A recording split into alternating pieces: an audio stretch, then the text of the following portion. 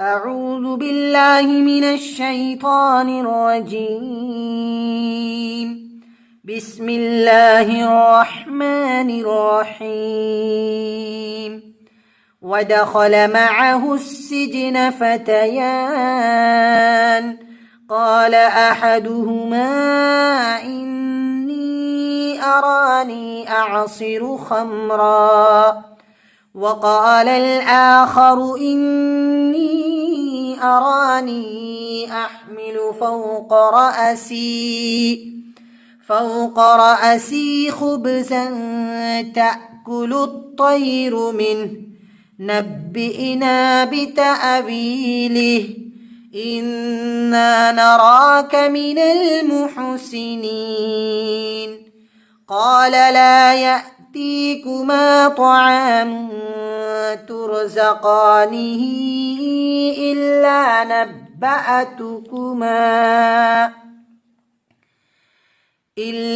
نبأتكما بتأويله قبل أن يأتيكما ذلكما مما علمني ربي إني تركت ملة قوم لا يؤمنون بالله وهم بالآخرة هم كافرون.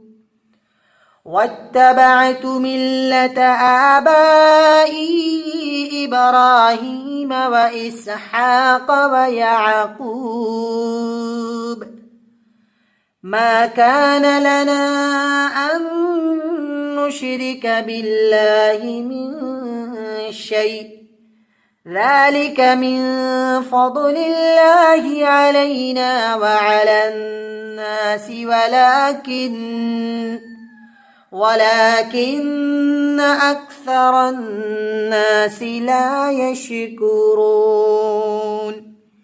يا صاحبي السجن أأرباب متفرقون خير أم الله الواحد القهار. ما تعبدون من دونه إلا أسماء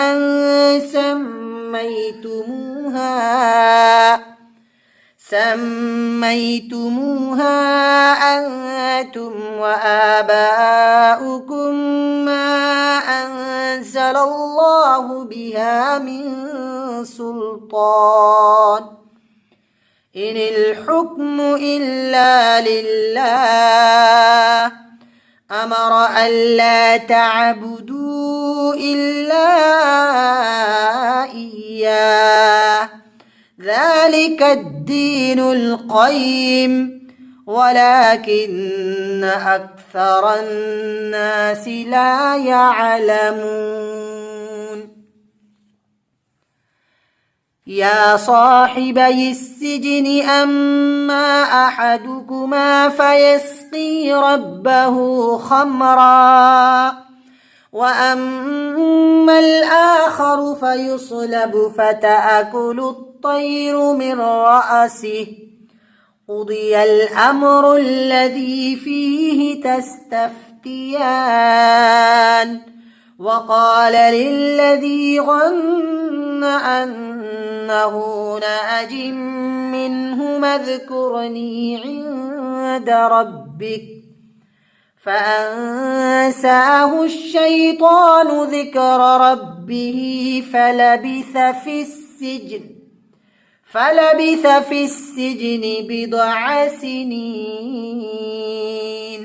صدق الله العظيم.